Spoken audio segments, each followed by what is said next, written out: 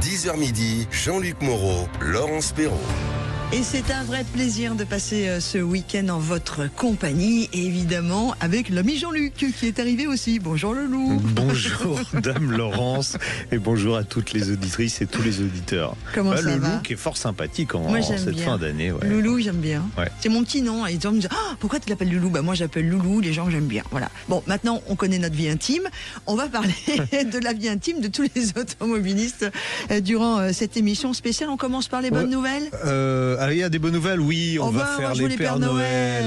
On va faire les Pères Noël. Quoique Patrick Roger, notre patron, fait très bien le Père Noël. Il l'a fait cette semaine, on aurait pu l'inviter. Donc on va vous offrir plein de cadeaux juste avant Noël. Exactement. Il y a évidemment les cadeaux au pied du sapin de Sud Radio, mais pas seulement. Mais pas seulement, on va vous offrir 3 chargeurs de batterie de nouvelle génération, des CETEC NXT5. Allez pas regarder sur internet, il n'y en a encore pas à vendre, c'est vraiment un truc tout nouveau dont on parlera d'ailleurs dans l'émission un petit peu plus tard sur la rubrique entretien. Et puis nous aurons un très très beau cadeau, je peux vous dire très original. Je suis très jalouse aussi, autant pour les chargeurs de batterie que pour le cadeau qu'on va offrir signé par le Père Noël de Sud Radio. Allez, on y va maintenant sur le programme parce que dites donc midi, 2h, ça va pas être assez. Hein, on va foncer dans le brouillard pour commencer. On va foncer dans le brouillard parce qu'en ce moment c'est vrai que le brouillard est d'actualité. Alors quel feu utiliser dans le brouillard? Vous allez me dire les feux anti-brouillard. Ok, d'accord, mais comment qu'on fait? Donc on va mettre un petit coup de lumière sur les feux anti-brouillard.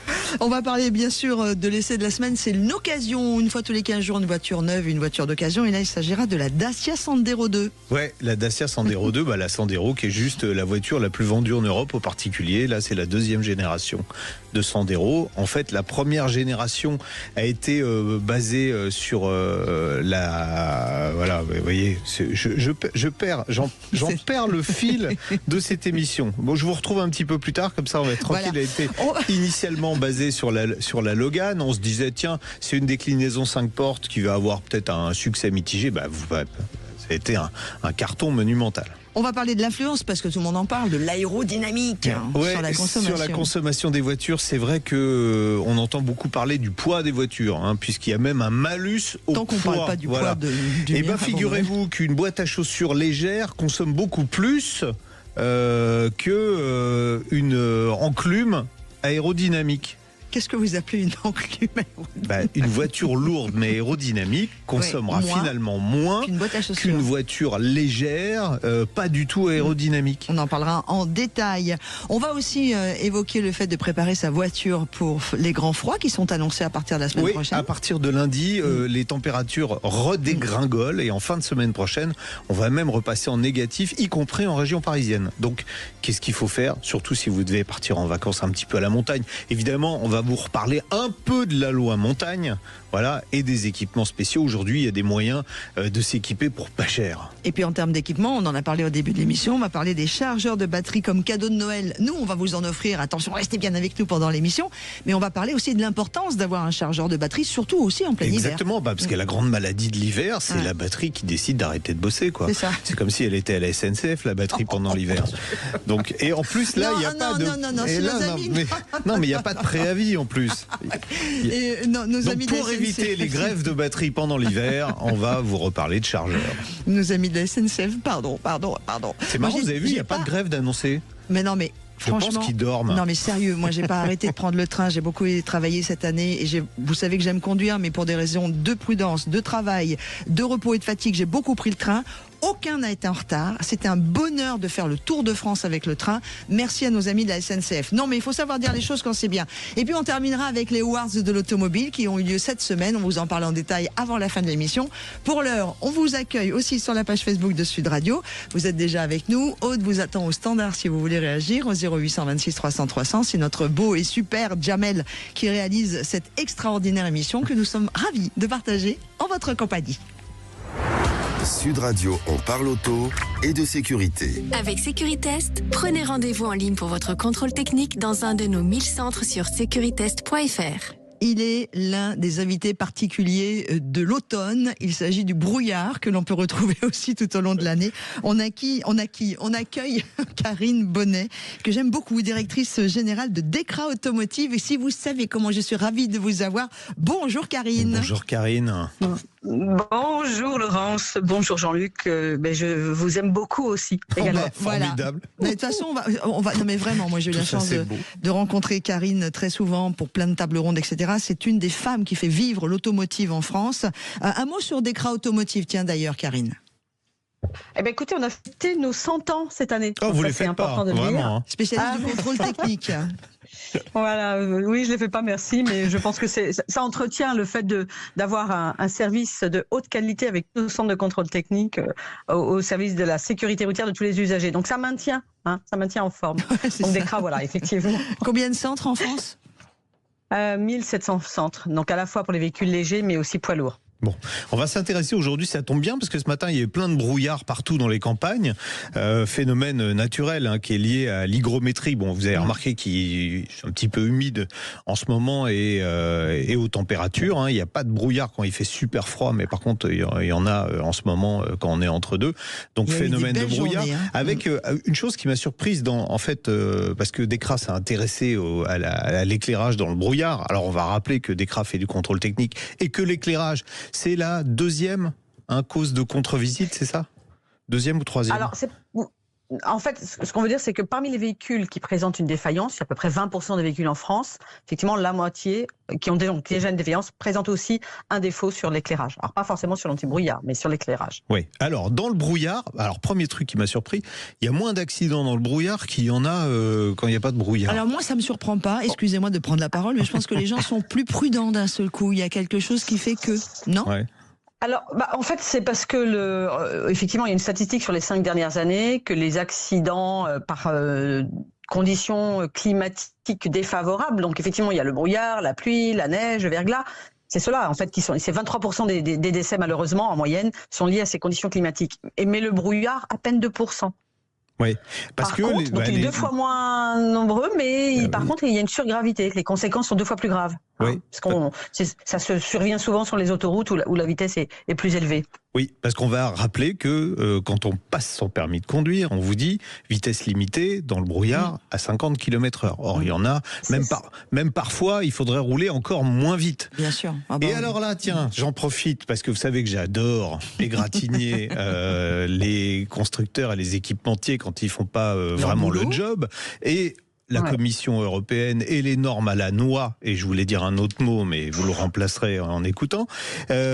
Dans le brouillard, figurez-vous que beaucoup d'aides à la conduite, en particulier les radars, ne fonctionnent pas.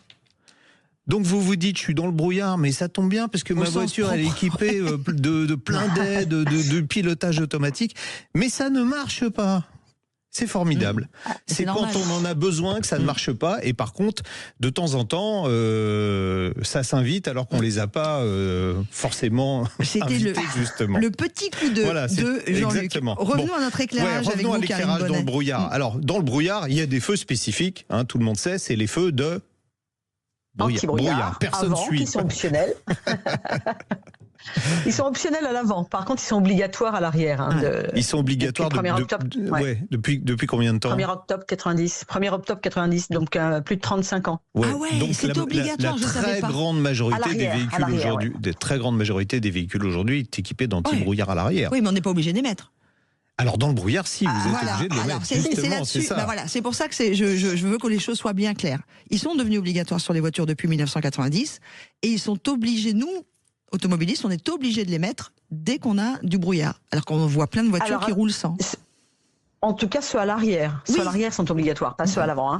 Mais ils ont une fonction importante. Ceux de l'avant, c'est nous pour voir, que l'automobiliste puisse voir, et ceux à l'arrière, c'est pour être vu. C'est des conditions essentielles de la sécurité, cette notion de visibilité, à la fois de l'automobiliste et de ceux qui nous suivent. Donc oui, ils sont obligatoires à l'arrière depuis 35 ans. Après, encore une fois, ils se mettent pas automatiquement. Oui, il faut appuyer sur un bouton. Et d'ailleurs, on va préciser que le feu de brouillard arrière ne doit être utilisé que dans le brouillard et pas quand il pleut. Parce qu'il y en a plein quand il pleut. Oui, exactement. Il y en a plein quand il pleut qui mettent le feu de brouillard arrière.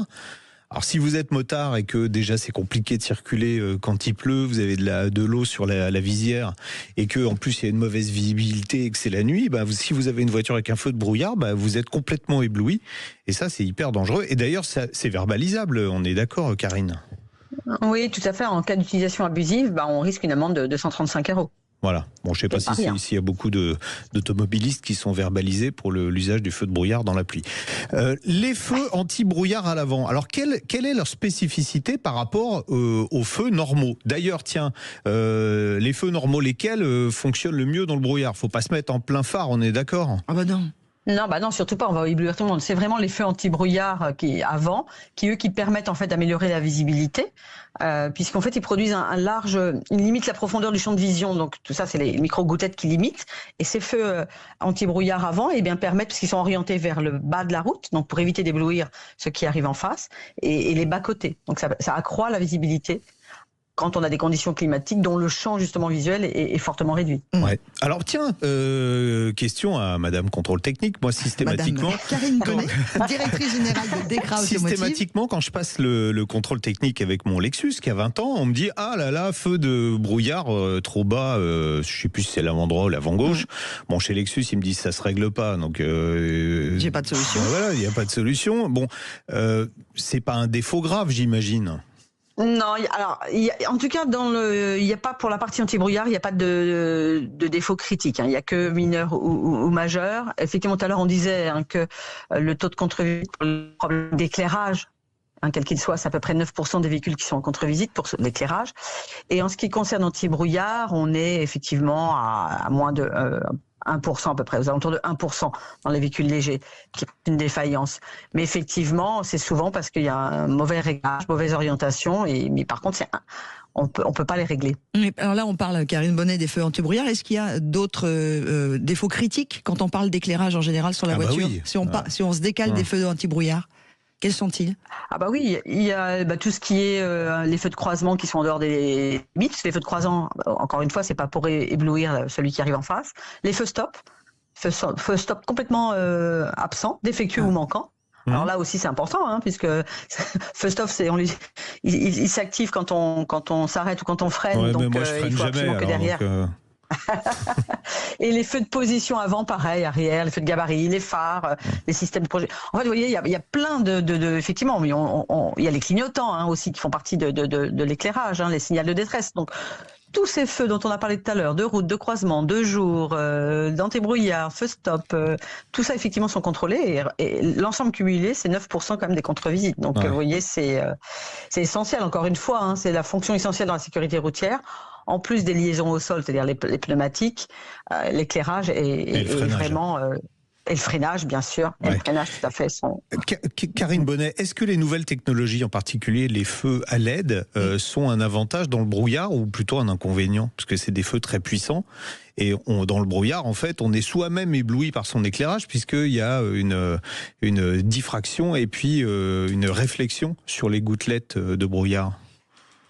Alors, on n'a pas trop de littérature sur le sujet, mais par contre, on sait que si on compare les LED, halogènes, xénon, a priori, les xénons ont une meilleure...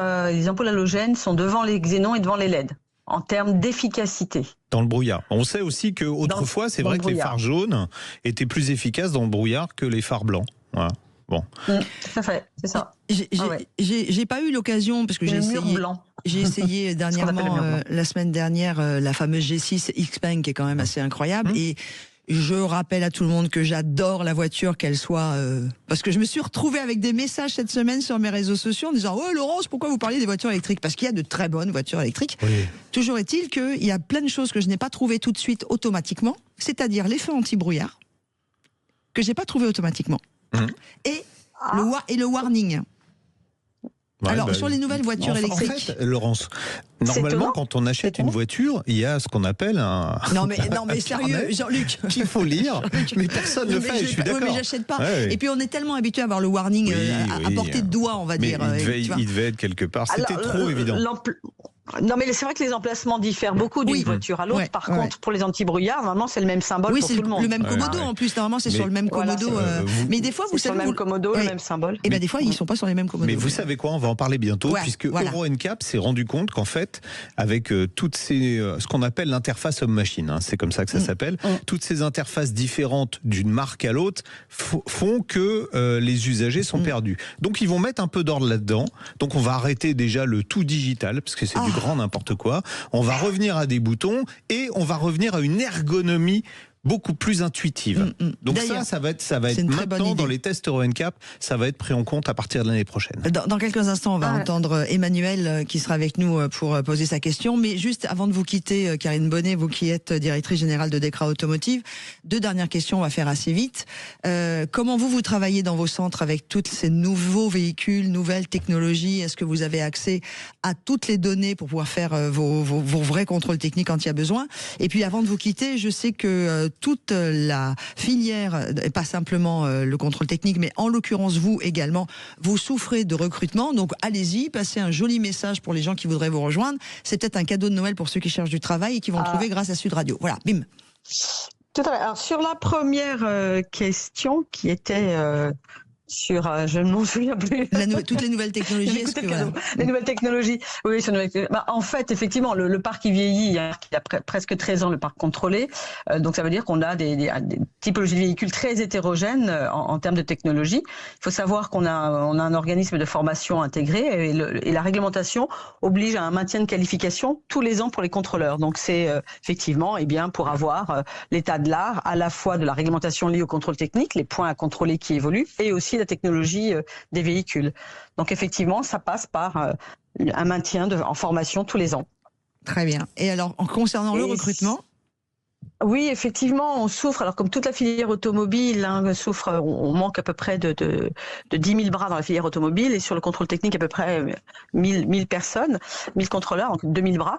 En fait, effectivement, c'est un métier peu connu, et pourtant c'est un métier qui a toutes ces titre de noblesse, puisqu'on concourt à la sécurité routière, et on le voit bien, là, on a parlé de l'éclairage, mais il y a effectivement d'autres fonctions qui sont contrôlées, mais également aussi à la protection de l'environnement avec les émissions polluantes. Donc c'est vraiment une délégation de service public, c'est un métier noble, où on faut avoir bien sûr beaucoup de pédagogie, on a des clients particuliers ou des clients garage, donc ça permet aussi d'avoir une pluralité, et donc j'enjoins toutes les personnes sensibilité par rapport à l'automobile, qui ont une expérience dans la mécanique ou autre, qui sont dotés d'un bac professionnel, de l'expérience en automobile, pour rejoindre, parce que c'est vraiment un métier qui est formidable au service de la sécurité routière et la protection de l'environnement. Et on va leur donner rendez-vous sur le site de Dekra, où on peut s'inscrire pour en tout cas vous rencontrer. Dekra-recrutement.fr, tout à fait. C'est un métier qui n'est pas délocalisable. Hein. On a toutes les centres sont. Et puis ensuite, on peut avoir une trajectoire de carrière. Ouais. On peut commencer contrôleur, chef de centre, devenir affilié, monter son propre centre également. Donc c'est vraiment un métier passionnant. Est-ce que je peux, vu le nombre de véhicules que j'ai, moi-même être centre de contrôle technique, ça me fera gagner du temps finalement. Pas du tout, parce qu'il faut d'abord... À vous aussi. Et puis à tous ceux qui travaillent pour nous permettre d'avoir notre liberté de mobilité, toute la filière automobile de France que j'embrasse très fort pour ces périodes de fête. Allez, une pause. Et puis on a Emmanuel qui pose une question dans quelques instants. Vous n'hésitez pas, faites comme lui, 0826 300 300, ou vous nous écrivez, je participe @sudradio.fr. Vous mettez bien On parle auto dans l'objet et toutes vos coordonnées dans le corps de votre mail. Sud Radio, on parle auto et de sécurité. Avec Sécuritest, prenez rendez-vous en ligne pour votre contrôle technique dans un de nos 1000 centres sur sécuritest.fr. Sud Radio, on parle auto, 10h midi, Jean-Luc Moreau, Laurence Perrault. Et vous le savez que vous pouvez nous joindre, vous pouvez poser vos questions, vous pouvez réagir. Je vous l'ai rappelé, soit par téléphone 0826 300 300, soit en nous écrivant un mail, je participe @sudradio.fr. Et juste avant d'écouter notre invité Emmanuel, il y a beaucoup de personnes qui nous disent oui, mais moi j'ose pas parler à l'antenne ou je suis pas libre le samedi matin. Alors on vous propose une autre solution, Jean-Luc. Exactement. Aujourd'hui, avec un téléphone, vous pouvez enregistrer un fichier audio et vous enregistrez votre question et vous nous envoyez votre question en fichier audio sur le mail. Exactement, sur le mail de Sud Radio. Je participe @sudradio.fr. Et voilà. Et c'est ce qu'a fait Emmanuel. Emmanuel. Emmanuel, comme un soleil. On vous écoute. Bonjour Jean-Luc, bonjour à Laurence également. J'ai une question pour votre émission du samedi matin. Ce serait de savoir pourquoi certains véhicules ont une chaîne de distribution et certains autres ont une courroie en caoutchouc. Est-ce que c'est de manière cynique pour faire à mi-vie de la voiture plus de chiffre d'affaires? Voilà, merci beaucoup. Merci Emmanuel pour une question enregistrée. Oui, donc. je ne sais pas à quoi il peut faire allusion quand il dit cynique et courroie de distribution qui pourrait lâcher. S'agit-il d'une courroie de distribution sur un moteur qui commence par un T et qui finit par tech? Bon, voilà, on n'en dira pas plus. Non, mais alors pourquoi est-ce qu'on a abandonné les chaînes pour des courroies? Alors on n'a pas abandonné toutes les chaînes. Je vous explique après pourquoi. Vous savez, là où il y a de la chaîne, il n'y a pas de plaisir. Donc ils se sont dit, tiens, on va mettre des courroies comme ça sera beaucoup mieux. Alors c'est pas vrai. En fait, c'est un petit constructeur allemand qui s'appelle Glas, qui a été racheté par BMW en 1952, qui a décidé pour la première fois de supprimer la chaîne d'entraînement des arbres à cames et de la remplacer par une courroie. L'idée, c'était qu'à l'époque, les chaînes de distribution faisaient beaucoup de bruit. Les moteurs anciens étaient beaucoup plus bruyants, ça faisait clac, clac, clac. Donc ils se sont dit, tiens, on va mettre une courroie avec du caoutchouc, ça permettra d'avoir beaucoup moins de bruit, c'est beaucoup moins lourd et c'est beaucoup moins cher. Donc c'est surtout ce dernier argument qui a convaincu les constructeurs d'adopter des courroies de distribution. La première voiture, c'est une Fiat, c'est la 124 Sport. C'est pas facile à dire, 124. Surtout un samedi matin. De 1966, qui a adopté une courroie de distribution. Les courroies étaient beaucoup plus fragiles à l'époque. Vous me dites, c'est pas vrai, vous parlez tout le temps de ce fameux moteur là, qui a une courroie maudite. Alors, avantage de la courroie, on l'a dit, c'est moins cher. Silence mécanique, légèreté, inconvénient, une usure qui est inévitable avec le kilométrage et pas que avec le kilométrage. Je vais répéter qu'une courroie de distribution, ça s'use même si on ne roule pas. Pourquoi ? Parce que, j'ai dit caoutchouc, il n'y a pas que ça dans une courroie, mais c'est des matériaux qui, dans le temps, s'use. L'exemple, c'est vous prenez un vieil élastique dans votre tiroir. Pareil. S'il a 10 ans, vous tirez dessus, il va vous lâcher dans les doigts, alors que s'il est neuf, il restera élastique.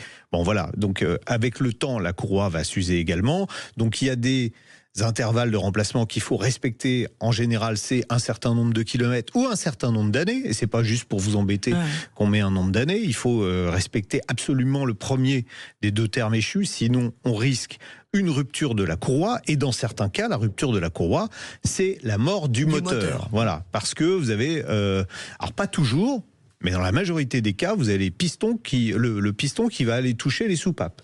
Donc là, en général, une salade de soupapes, c'est très indigeste pour un moteur. Donc en général, c'est casse-moteur. Alors, les constructeurs ont adopté massivement les courroies. Il y a eu massivement des problèmes de courroie de distribution, y compris cette idée géniale de dire attendez, on va faire tremper la courroie dans l'huile, voilà, c'est comme ça, elle va durer plus longtemps. Non, c'est Ford qui le premier a eu cette idée-là. Sur l'EcoBoost, ils ont réussi à gérer, mais ils ont eu des gros problèmes aussi, et je comprends pas comment, c'était PSA à l'époque, on va dire Stellantis pour faire simple, comment ils ont pu adopter cette technologie-là alors qu'ils savaient que Ford avait eu de gros soucis avec. Donc ils ont eu aussi de gros soucis, je vais pas vous les répéter, c'est ceux du 1 litre de PureTech qui aujourd'hui sont à peu près réglés, il faut quand même le préciser, d'une part parce que les courroies ont des matériaux qui sont différents, et le lubrifiant du moteur adopte des caractéristiques particulières justement pour ne pas dégrader la courroie. Petite parenthèse, excusez-moi, vous m'avez rire parce qu'on est en direct vidéo sur Facebook. Il y a Roland Gourdin qui nous demande d'abord si on est en direct. Oui, on est en direct. On est en direct. Et Roland a dit c'est pareil avec la ceinture élastique de mes slips. Oui. Excusez-nous, c'est un sujet, mais ça m'a fait. Je m'y attendais pas. Revenons à la courroie. Revenons à nos moutons. Donc, alors les chaînes. Donc, c'est pas pour faire venir vos voitures dans les concessions qu'on met des courroies de distribution. C'est plus facile d'intégrer une courroie qu'une chaîne à un moteur. Une chaîne, c'est pas une garantie à 100% de fiabilité. Parce qu'une chaîne, avec le temps, ça se détend. Il y a des tendeurs de chaîne. C'est souvent d'ailleurs les tendeurs de chaîne qui sont déficients, et on peut avoir des ruptures de chaîne de distribution. Là aussi, je prends un exemple au hasard chez Stellantis. Voilà. Le moteur, oui. Bon, Laurence, allons. Non, mais je suis désolée, il m'a accueilli là. Oui. Mais on a des auditeurs qui sont extraordinaires. Et là, je me suis fait accueillir. 1,5 litre Blue HDI ont souffert de rupture de courroie, de chaîne de distribution, pardon. Pourquoi ? Parce que la chaîne était trop fine, puisqu'on avait décidé de faire des économies au moment de la construction. Voilà. Et alors, pourquoi tous les moteurs très puissants ? Vous allez me dire, c'est pas vrai, parce qu'on voit aux États-Unis, il y a des moteurs avec des courroies gigantesques qui ont des puissances de fou. Oui, c'est des courroies très très larges qui coûtent très très cher. Donc ça, sur un modèle standard, vous ne l'aurez pas. Mais vous aurez des chaînes sur des moteurs puissants. Pourquoi ? Parce qu'au moment où vous accélérez, la courroie ou la chaîne va se détendre, ça va tirer dessus. On revient à l'élastique. Non. Donc du slip. Donc ça va tirer dessus. Et une chaîne, ça se détend moins qu'une courroie. Donc si quand vous accélérez avec un moteur très puissant, avec beaucoup de couple, vous risquez d'avoir cette détente de la courroie qui va décaler la distribution. Et ça, c'est mauvais, parce que, comme je vous l'ai dit tout à l'heure, il vaut mieux que les soupapes soient fermées quand le piston il est en haut. Et si vous décalez un peu la distribution, il risque d'y avoir un mariage contre nature. Alors, il y a des réactions sur la page Facebook de Sud Radio. Il y a Brigitte qui dit à notre ami qui a des problèmes avec les élastiques de ses slips. Il dit à Roland, remplacez-le par des chaînes. Et il y a Stéphane qui rajoute, toujours sur la page Facebook de Sud Radio, quand il n'y a pas de chaîne, il n'y a pas de plaisir. Vous êtes en forme ce matin, c'est un vrai bonheur. Ça va vous faire du bien les fêtes de Noël. Alors je vous précise quand même qu'on sera quand même là la semaine prochaine. Oui, on est en direct aussi. Voilà. On est là le samedi prochain. Juste une précision, parce que là maintenant, puisqu'on parle de Noël, on va faire un cadeau. Ah bah oui. Allez, allons-y. Allons-y. Ah, c'est Céline Alonso qui est des fois sur Sud Radio avec Dédé. Oula, ça y va ce matin. On a une question à poser pour vous faire gagner un chargeur CTEC. Oh là. Les nouveaux en plus. Les nouveaux chargeurs CTEC. On va vous en parler en détail avant la fin de l'émission. Restez bien avec nous. Mais là, ce chargeur CTEC, c'est donc pour votre voiture. C'est pas pour vous charger d'élastique. Voici la question. Vous allez appeler tout de suite notre ami Aude. C'est un cadeau de On Parle Auto et de Sud Radio. Aude qui vous attend. Et de CTEC. Aude qui vous attend au standard au 0826 300 300. Tu vas nous expliquer après l'ami Jean-Luc à quoi va nous servir ce chargeur, si je l'ai bien compris. Voici la question. Il est né un 20 décembre 1868. Oui, parce que nous sommes le 20 décembre. Vous, c'était 3 ans plus tard. C'est plus tard. Il est né un 20 décembre 1868 dans l'Ohio, aux États-Unis. Tout a son importance dans ce que je vous dis.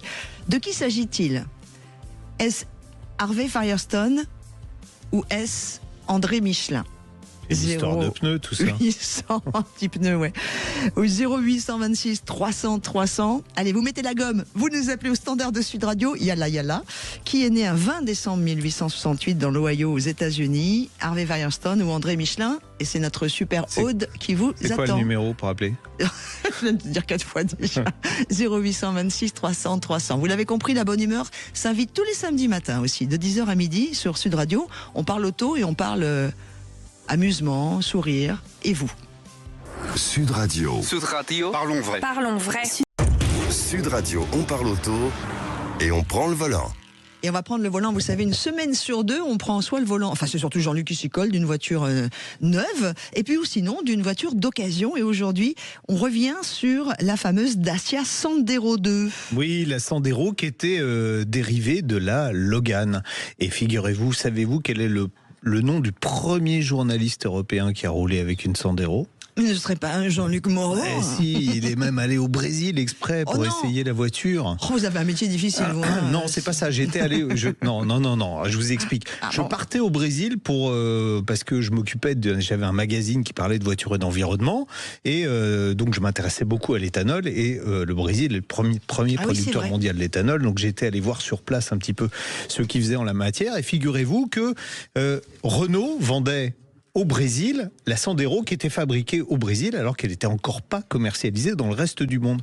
Donc j'ai appelé Renault au Brésil. Très gentil, parlait très bien français parce que moi le portugais c'est pas trop mon truc encore, et donc j'ai pris une voiture en parc presse là-bas. D'accord. Et j'ai essayé mais 6 mois avant tout le monde la Sandero, et je me souviens avoir dit ça va être un carton monstrueux, et ça a effectivement été un carton monstrueux. Elle était beaucoup plus sexy que la Logan dont elle était dérivée, et là on va s'intéresser à la deuxième génération de Sandero qui a été également un carton absolument monstrueux avec Une habitabilité exceptionnelle dans la catégorie, un confort remarquable avec plein de qualités. On a de jolies images de la Sandero qui était effectivement plus sexy. On pouvait l'acheter pour la ligne de la Sandero. Alors, dans les avantages de la voiture, l'habitabilité, je vous l'ai dit, le volume du coffre, le confort de la suspension, un look. Elle était également disponible dans une version un petit peu plus SUV qui s'appelait Stepway. Des coûts d'utilisation réduits. Bon, évidemment des prix très attractif, une fiabilité globale qui est assez bonne. Et puis, en revanche, bon, il y avait quelques très légers défauts, la qualité de finition, la sellerie qui n'était pas hyper confortable.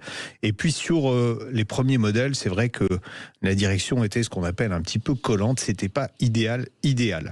Alors, pour rentrer dans le détail de cette voiture, qui est relativement compacte, on avait une habitabilité quand même assez conséquente, aussi bien à l'avant qu'à l'arrière. On peut mettre 4 adultes et même 5 personnes si vous avez des enfants. Le volume du coffre, on l'avait dit, 320 litres, il était supérieur à la plupart des concurrentes. Le confort de suspension, vraiment typé moelleuse, hérité là aussi de la Logan, qui au départ était une voiture qui était conçue pour rouler sur les routes des pays, ce qu'on appelle émergents, donc qui ne sont pas forcément bien goudronnés, donc avec des grands débattements de suspension, donc une voiture qui était extrêmement confortable. On va continuer à en parler avec Manuel Caillot, journaliste à Caradisiac. Bonjour Manuel. Bonjour Jean-Luc. Bon, j'ai commencé en expliquant un petit peu ma vie, que j'avais été le premier journaliste à rouler avec la Sandero. On a parlé de ses qualités, on a parlé de quelques défauts. On en arrive maintenant à la partie fiabilité. Est-ce que c'est une voiture fiable, cette Sandero deuxième génération ? Eh bien oui, comme à peu près toutes les Dacia de son époque. Et d'ailleurs plus fiable que les Dacia un petit peu plus modernes, les dernières générations de Dacia qui utilisent les dernières mécaniques de chez Renault, du groupe Renault, sont un petit peu moins fiables, mais la Sandero de deuxième génération garde un niveau de fiabilité qui est quand même bien supérieur à la moyenne, qu'on pourrait comparer à celle de Toyota par exemple. D'accord. Renault nous avait expliqué au départ des lancements de ces nouveaux modèles Dacia que c'était des mécaniques éprouvées, c'est ça qui joue en faveur de sa fiabilité, j'imagine. Exactement, parce que c'est vrai que pour contenir les prix de ces véhicules chez Dacia, ils utilisent à la fois des plateformes un petit peu plus anciennes et puis des motorisations éprouvées dans des modèles Renault précédemment, et donc qui ont été fiabilisés et qui n'ont plus trop de problèmes. Et c'est une des caractéristiques effectivement de la Sandero. La première génération, elle a été parfaite sur ce point-là. Il y avait vraiment zéro problème, on va dire. La Sandero 2, il peut y avoir quelques petites pétouilles, comme on dit. Mais, il faut se méfier d'ailleurs, il y a des motorisations qui sont plus à problème que d'autres ? Non, pas vraiment en fait sur la Sandero. Peut-être si on peut signaler que sur les motorisations un peu qui sont bicarburation en fait, celles qui sont au GPL aussi, il peut y avoir un petit peu plus de soucis que sur les autres puisqu'il y a une complexité mécanique qui est plus importante, tout simplement, avec parfois des soucis avec les injecteurs à gaz ou avec la gestion électronique de tout le système. Et donc voilà, mais sincèrement, il y a rien de rédhibitoire. Manuel et Jean-Luc, il y a Brigitte sur Sud Radio qui a dit qu'en GPL, elle a eu des soucis de corrosion du réservoir. Ouais, ce qui s'est passé avec les versions GPL, c'est que comme la voiture était à un prix qui était vraiment, je vais vous rappeler quand même, alors c'est sur la Sandero, mais on pouvait acheter une Sandero, un GPL avec, à l'époque on avait un bonus de l'État pour moins de 6 000 €, à 5 990 €. Vous vous rendez compte ? Wow. Il y a combien de temps ça ? Il n'y a pas 100 ans, il y a 15 ans. Donc c'était vraiment... Donc on se doute que le système GPL n'était pas un système très haut de gamme. Et c'est vrai que certains de ces composants ont tendance à vieillir un peu plus rapidement. D'accord. Ça explique pourquoi il y avait de la corrosion dans le réservoir en question. Mais c'est vrai que globalement la fiabilité de ces modèles était très bonne. Qu'est-ce qu'il faut conseiller en version sur cette Sandero 2, une version en essence et une version en diesel? On conseillerait quoi?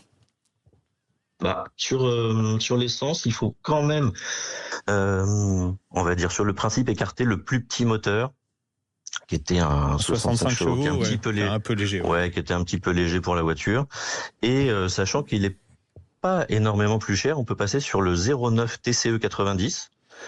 qui est bien connu dans tout le groupe Renault, hein, qui a été utilisé par la Clio par exemple, hein, qui a un 3 cylindres, mais qui est agréable, qui est très fiable et qui suffit en performance avec 90 chevaux. La voiture est assez légère, donc ça suffit amplement. Et puis on peut le choisir en finition haut de gamme lauréate. Qui quand même présente un équipement qui est relativement correct pour une voiture citadine polyvalente. Il n'y a rien à envier à celui de la Clio bas de gamme d'ailleurs. Donc ça c'est pour le modèle essence. Et en diesel, on peut se tourner encore une fois vers le fameux 1,5 litre DCI du groupe Renault, en version 90 chevaux, qui est une vraie bête de somme, hein, ce moteur, d'une fiabilité sans faille à cette époque-là, et toujours en finition lauréate pour bénéficier d'un équipement correct, on va dire. Budget pour s'acheter une Sandero 2 aujourd'hui, c'est quoi ? Alors, ce qu'il faut savoir, c'est que comme tous les modèles de Dacia, les Sandero décotent très très lentement. Donc c'est presque un placement cette voiture. Ceci dit, on peut jamais parler de placement avec les voitures, hein, ouais. mais on voit bien l'idée. Ouais. Mais en tout cas, elle conserve effectivement pendant très très longtemps une belle valeur. On peut trouver des modèles à partir de 3 000 € en occasion. Des modèles qui sont de 2013, 2014. Alors pour ce prix-là, évidemment, il va y avoir des kilométrages très très élevés. Hein. Ouais, surtout si elles sont fiables, 200 000. Ouais, on est aux alentours de presque 250 000 kilomètres. Et pour avoir une voiture qui va avoir un kilométrage un petit peu plus raisonnable, on va dire aux alentours de 150 000 kilomètres, il va falloir mettre au minimum 5 200 €. Bon, ça reste très correct aujourd'hui. J'imagine qu'il y a énormément d'annonces puisque ça s'est extrêmement bien vendu. Et oui, et puis d'autant qu'il y a la Sandero et puis il y a la version Stepway, hein, qui se rajoute dans les petites annonces. D'ailleurs, beaucoup de Stepway. Et il y a en ce moment sur la centrale, par exemple, il y a presque 1000 annonces, 993 annonces précisément. Ouais. Wow. Donc il y a du choix, de couleurs, il y a du choix de motorisation, il y en a dans toutes les régions et il y a tous les moteurs. Donc beaucoup de choix. Et bien voilà, si vous voulez vous faire un cadeau de Noël, une Sandero d'occasion, c'est pas trop cher et ça passe sous le sapin. Oui. Ça rentre dans la cheminée même. Non, en tout cas, fait partie des voitures très pratiques et plutôt assez solides. Oui, puis c'est une voiture qui est pas moche. Parce que c'est ça le truc, on n'est pas, c'est pas parce qu'on roule en Sandero que les gens vont dire oh là là. Non, elle est plutôt passe-partout. Oui, ça on pouvait le dire de la Logan, première génération. De Logan. Non, là, elle est passe-partout. Ouais. La deuxième génération, pour tout vous dire, peut-être pour conclure, moi j'ai fait acheter une Sandero 2 à mes parents et je crois que ça veut tout dire. Ok. Manuel Caillot, journaliste à caradisiac.com. de l'année. Super. Non, mais en fait, c'est ça, hein, quand les compétents donnent des conseils, il faut savoir les écouter. Merci Manuel, on vous souhaite de très très belles fêtes de fin d'année.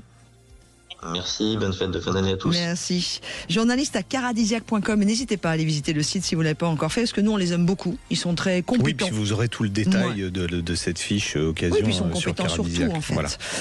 Allez, on est en direct également ce matin, on vous le précise de nouveau. On vous retrouve dans quelques instants. On va parler de l'influence de l'aérodynamique sur la consommation des voitures. C'est le fameux CX dont il sera question avant la fin de notre émission. Est-ce qu'un slip est plus aérodynamique qu'un caleçon ? On ne recommence pas avec les de slip ce matin, avec ou sans élastique. Bon, du coup, on aura aussi le nom du premier gagnant du fameux chargeur CTEC que nous avons mis en jeu. Il en restera 2 à mettre en jeu après la deuxième heure, pendant la deuxième heure, et puis on aura le cadeau de Noël sous le sapin de Sud Radio en plus. On adore vous gâter. Cette année, Sud Radio, on parle auto et d'environnement. Et on parle d'environnement avec ce fameux CX, l'aérodynamique, sur l'influence qu'il a. CX, hein. Non, pas on que le CX. On va parler de l'aéro, donc CX sur la consommation des voitures. On accueille Marc Guillemot, qui est cofondateur de Factor 10, que j'aime beaucoup. Bonjour Marc. Bonjour Marc. Bonjour Laurence, merci beaucoup. Bonjour Jean-Luc. On rappelle ce qu'est Factor 10. Rapidement. Et Line, la fameuse voiture Line. Oui. Allez, je refais un petit point. Donc, le projet Factor 10 qu'on porte avec Augustin Rouleau-Dugage, c'est l'intention de produire, créer, commercialiser le véhicule le plus efficace en énergie. Et dans un souci environnemental, avec l'idée aussi que l'efficacité énergétique, ça va de pair avec des beaux véhicules et avec des véhicules performants. Voilà, donc le projet Line, c'est un véhicule 2 places électrique qui permet d'aller sur l'autoroute et qui, pour être très efficace en énergie, doit être à la fois très léger est très aérodynamique et on va parler de ça avec vous, je crois. Et quand on dit efficace en énergie, leur ambition, c'est quoi, c'est 10 fois moins qu'une voiture, 10 fois moins de consommation et 4 fois moins qu'une voiture actuelle électrique, je crois, hein, c'est ça? Oui, c'est ça. Alors, on a appelé ça facteur 10 avec l'intention de réduire la consommation d'énergie d'un facteur 10. Voilà. La physique est têtue derrière, donc ça veut dire qu'on compte faire 3 fois mieux que les meilleurs véhicules électriques avec une consommation à 4 kWh au 100 km sur les cycles normalisés. Et par contre, ça fait bien 10 fois moins de consommation d'énergie par rapport à un véhicule thermique qu'on peut estimer autour de 50 kWh quand on consomme 6 litres d'essence au 100 km. Alors, on entend parler du poids des véhicules en disant attention, le poids c'est l'ennemi. Bon, on est tous d'accord, on s'est mis en maillot de bain, c'est vrai que le poids c'est l'ennemi. mais pour une voiture, on oublie un facteur essentiel, c'est l'aérodynamique, parce que quand on roule, et on le mesure bien quand on roule sur autoroute, le poids finalement il compte peu une fois que la voiture est lancée. Par contre l'aéro, ça représente quoi en termes de consommation? Vous avez fait faire une étude et je trouve que les chiffres sont assez édifiants. Oui, les chiffres sont assez édifiants. Donc on a fait faire une étude par le cabinet Asterès, voilà, qui est un cabinet réputé qui nous a fait le plaisir de l'accepter. Et sur autoroute, l'aérodynamique, ça représente 85% de la consommation d'énergie. Voilà. Donc c'est très très majoritaire sur la consommation d'énergie d'un véhicule à haute vitesse. Et c'est un paramètre qu'on oublie souvent. Par contre, c'est le paramètre principal qui explique la différence d'autonomie entre l'autonomie annoncée sur les cycles normalisés et l'autonomie réelle constatée à l'usage. Oui, c'est pour ça que les Tesla, qui sont très aérodynamiques, ont finalement des consommations qui sont plus faibles que les concurrentes. Et on le voit bien dans les voitures électriques, celles qui vont le plus loin en usage réel sont les plus aérodynamiques.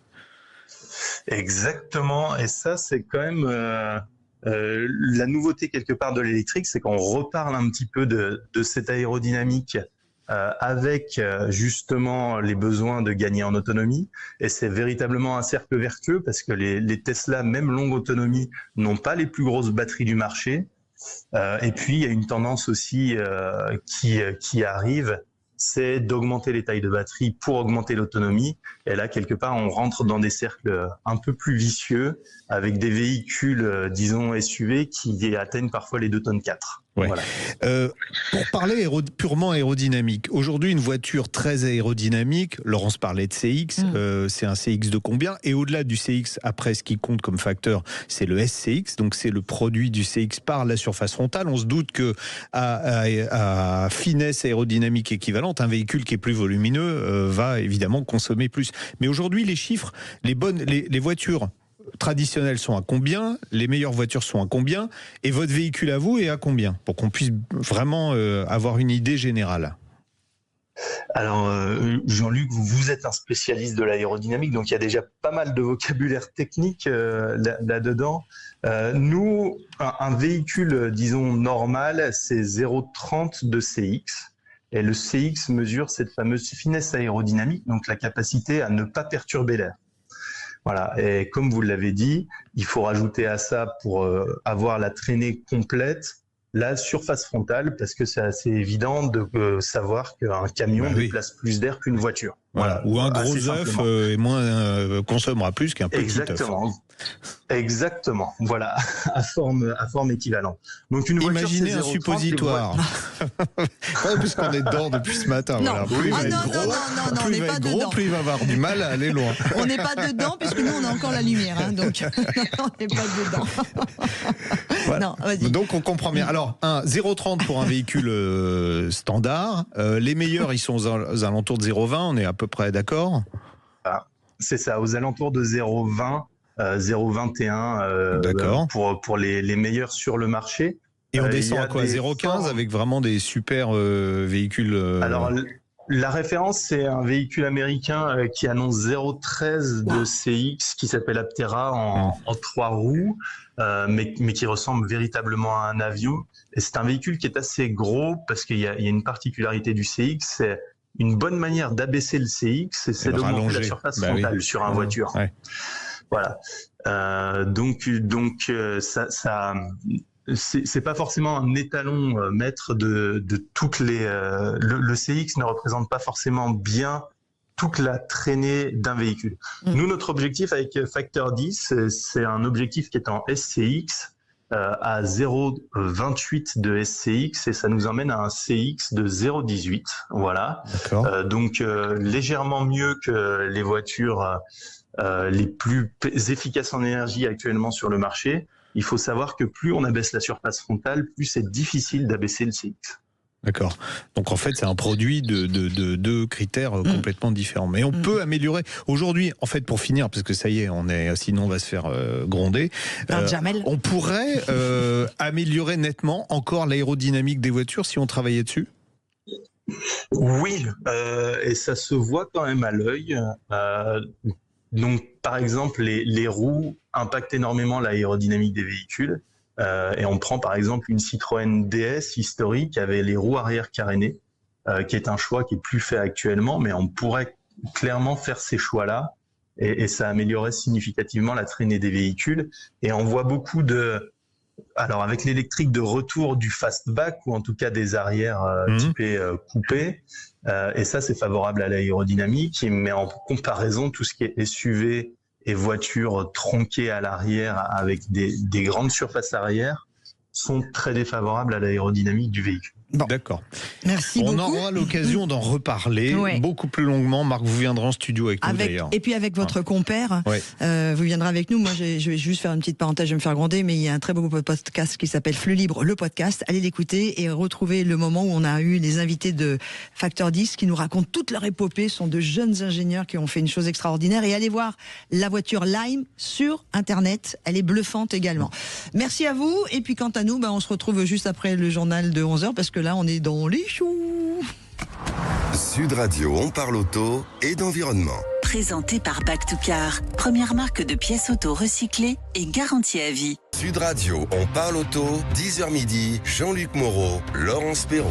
Avec une heure magnifique où l'on va vous gâter. Restez bien avec nous à l'écoute parce qu'il va y avoir plein de cadeaux. Mais avant de parler des cadeaux, on va aussi vous proposer de préparer votre voiture pour les grands froids. Exactement, il va faire froid à partir de la semaine prochaine. Vous allez peut-être partir à la montagne, peut-être partir en vacances. Alors qu'est-ce qu'il faut faire, qu'est-ce qu'il ne faut pas faire? On fera le détail. Vous avez plein de vidéos d'ailleurs sur Internet de gens qui dégivrent leur pare-brise avec un gros seau d'eau bouillante. Et c'est assez rigolo. Oui, mais ça peut faire péter le pare-brise. Automobile Awards 2025, quelle est la voiture qui a été élue voiture de l'année? Oui, alors il y a. Bon, je vous le dis pas, mais il y a une marque française, c'est un losange. Ils ont encore presque tout raflé. Mais chut, ce garçon, on peut pas lui donner des secrets. Mais il y a encore du suspense. On va parler de chargeurs de batterie comme cadeau de Noël également. Oui, exactement, parce que CTEC, on parle souvent de CTEC. Déjà, là, on va vous conseiller, pour éviter de faire mourir votre batterie pendant les jours froids, de la recharger. Et on va faire mieux que ça. On va, en plus, avec les conseils, on va vous offrir les nouveaux chargeurs qui font la cuisine, la vaisselle, le ménage et qui vont promener le chien. Voilà, nouvelle... Et si vous n'avez pas de chien, tant pis pour vous. Nouvelle technologie de chargeur. Vous allez voir, il y a des trucs vraiment intelligents. Et puis, on en a fait gagner un en première heure. On va en faire gagner 2 en seconde heure. Ça se dit pas, ça. En deuxième heure. Voilà, ça va être mieux. Mais tout de suite, je vous annonce le nom du gagnant du premier chargeur CTEC. Et c'est un premier chargeur CTEC qui n'existe pas encore. N'allez pas le chercher sur le marché. Oui, si vous cherchez à comparer sur Internet, il s'appelle le NXT5 ou NXTS aussi. NXT5. NXT5, voilà. Voilà, et c'est celui-ci qu'on vient d'offrir à Lucien qui avait répondu correctement à la première question que je posais pour gagner. Et celui qui est né un 20 décembre, nous sommes un 20 décembre 2025, lui est né un 20 décembre 1868 dans l'Ohio aux États-Unis. De qui s'agissait-il? Est-ce Harvey Firestone, évidemment spécialiste du pneu, ou André Michelin, autre spécialiste du boudin? Eh bien, c'était bien Harvey Firestone, puisque dans l'Ohio, ça pouvait pas être André Michelin qui lui est né à Paris, alors que son frère Édouard est né à Clermont-Ferrand. Bravo à Lucien. Alors restez bien dans notre émission parce qu'on aura l'occasion de vous offrir d'autres chargeurs CTEC. Mais là, maintenant, il y a Jamel qui me fait le cadeau Sud Radio, le cadeau Sud Radio. Yo. Et pour gagner ce très très beau cadeau qui est au pied du sapin de Sud Radio, écoutez bien parce que franchement je suis hyper jalouse. En même temps, passionnée de radio, c'est normal que je sois jalouse. Un pack Lexon qui comprend une radio Tyco et une bubble lamp. Lexon, vous savez que c'est la marque des objets design et très connectés. C'est un pack qui comprend cette radio qui est puissante, qui résiste à l'eau, donc vous pourrez même l'écouter dans votre bain, qui s'appelle Tyco. C'est marrant parce que c'est aussi le nom du chien de ma petite sœur, ça c'est très très drôle. Ainsi que la bubble lamp avec une lumière douce et apaisante qui va créer une ambiance unique. Alors pour gagner ce très très joli pack Lexon, vous envoyez... Qui vous permet d'écouter Sud Radio en DAB+. Exactement. Parce que désormais... Partout en France. Sud Radio, c'est la radio des Français au sud de Dunkerque, puisqu'on capte pratiquement Sud Radio partout en France en DAB+. Exactement. Vous envoyez le mot sapin, S-A-P-I-N, sapin par SMS au 7 20 18, 7 20 18 et on vous découvrira avant midi. Le syndicat du pneu, les spécialistes du pneu au service de votre sécurité sur la route, présente Sud Radio, on parle auto. Parlons pneus, parlons bien. Et on accueille Valérie Delin qui est chef des ventes chez First Stop. Bonjour Valérie. Bonjour Valérie. Bonjour Laurence, bonjour Jean-Luc. Bon, alors, comment préparer sa voiture pour les grands froids ? C'est un spécial Noël, ça s'adresse au Père Noël. Si tu nous écoutes, Père Noël, écoute bien pour préparer ton traîneau pour aller dans la neige. Quoique, je dis préparer le traîneau, lui il n'a pas de pneus. Non. Donc, quoi qu'il met peut-être des boudins sur ses... j'en sais rien, les rennes ont peut-être des morceaux de pneus sous les sabots, je sais pas. Ça pourrait être une bonne idée, oui. Oui. Alors bon, première chose pour partir, dès qu'il fait froid, on va le redire, mais il faut le redire sans cesse et sans cesse, un équipement pneumatique adapté à l'hiver. C'est vrai, l'hiver a à peine démarré et on se rend compte que finalement la globalité de nos véhicules ont pas forcément été bien révisés, bien chaussés, donc c'est le moment ou jamais d'adapter des pneus. On va répéter. Le pneu hiver, il n'est pas fait. D'ailleurs, TF1 continue à dire des pneus neige. Ça fait hurler à chaque fois Dominique Stemfeld. Le pneu neige n'est pas un pneu hiver. Le pneu hiver, il est efficace principalement quand il fait froid, parce qu'il a des gommes qui sont différentes. En dessous de 7 degrés, ça tient mieux la route. Donc, soit pneu hiver, soit désormais, vous allez me dire, c'est combien de ventes en pourcentage chez First Stop, les pneus 4 saisons? Mais c'est presque un pneu sur deux, non? On est maintenant à 40%, oui. Ouais, 40%. Ouais, donc, ça reste un bon choix parce que valable toute l'année. C'est ça, le pneu 4 saisons, c'est un couteau suisse. D'accord. Qui répond pas forcément aux exigences du pneu hiver ou du pneu été, mais c'est un pneu passe-partout et qui convient à la moitié du parc français aujourd'hui, il faut le dire. Alors c'est de moins en moins un compromis, en plus comme on le verra avec les résultats des awards de l'automobile, puisque Michelin tant pis, le Cross Climate 3 Sport, qui en plus marche sur les voitures de sport, parce qu'avant on pouvait avoir des doutes en matière de tenue de route ou de freinage avec ces pneus 4 saisons pendant l'été, mais en fait ils sont en train de rattraper les pneus été en été et les pneus hiver en hiver, donc c'est un peu la quadrature du cercle, c'est bien. Le principal, c'est de mettre du pneu haut de gamme. Voilà. Oui, du pneu premium. Ouais, on va le répéter, c'est des mauvaises économies d'économiser un petit peu sur les pneus, parce que ce que vous allez gagner, vous le perdrez en longévité, donc il faudra changer les pneus plus souvent. Et surtout en sécurité. En consommation, puis alors la sécurité. En sécurité. C'est exactement ça. Et faire confiance aux professionnels pour le bon pneu adapté au bon usage. Le bon montage, aller voir un négociant spécialiste est toujours plus sécurisant et valorisant que de monter des pneus à droite à gauche. Ouais, on oublie la priorité, c'est quand même d'avoir des pneus en bon état et adaptés à la saison. D'accord. Vous faites, on peut faire vérifier son véhicule dans les centres First Stop là, avant de partir, imaginons, en vacances.